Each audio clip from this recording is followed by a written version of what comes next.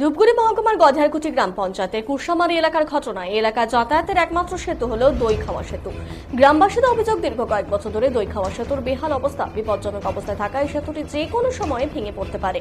অথচ সেই দুর্বল সেতুর উপর দিয়ে চলছে বালি পাথর বোঝাই ট্রাক ট্রলি। সেতু ভেঙে পড়লে কয়েক হাজার মানুষের যাতায়াতের সমস্যা হবে। বহুবার প্রশাসনকে জানানো সত্ত্বেও সেতু মেরামতের উদ্যোগী হয়নি প্রশাসন, এমনটাই অভিযোগ গ্রামবাসীদের। সেজন্য শুক্রবার সকাল থেকে স্থানীয় বাসিন্দারা দইখাওয়া সেতুর উপর দিয়ে ভারী যান চলাচল বন্ধ করে দিয়েছে, যে কারণে বেশ কিছু বালি বোঝাই ট্রাক ট্রলি আটকে রয়েছে। স্থানীয় বাসিন্দাদের দাবি, যতক্ষণ না পর্যন্ত এখানে আধিকারিকরা না আসবেন ততক্ষণ আমরা ব্রিজের উপর দিয়ে ভারী যান চলাচল বন্ধ রাখবো।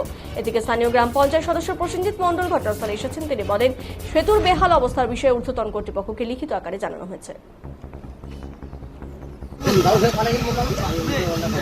আমার নাম রতন কুমার রায়। কি অভিযোগ আপনাদের? আমাদের অভিযোগ হলো ব্রিজটা নিয়ে।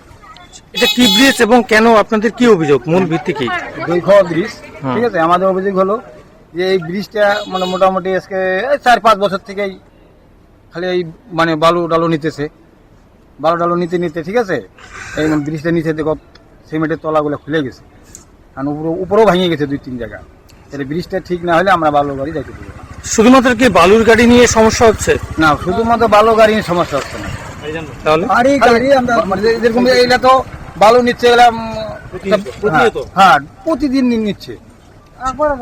এই যে এই এলাকায় প্রচুর বেদগাড়া থেকে শুরু করে সমস্ত এলাকাটা রয়েছে, এই যাতায়াত মূল একমাত্র রাস্তা।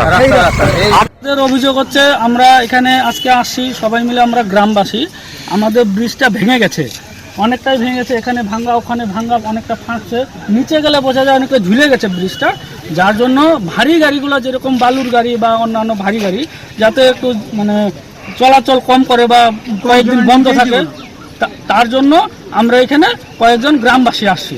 তো প্রসেনজিৎ, আপনার পরিচয়? আমি কুরসামারি 1595 বুথের পঞ্চায়েত মেম্বার।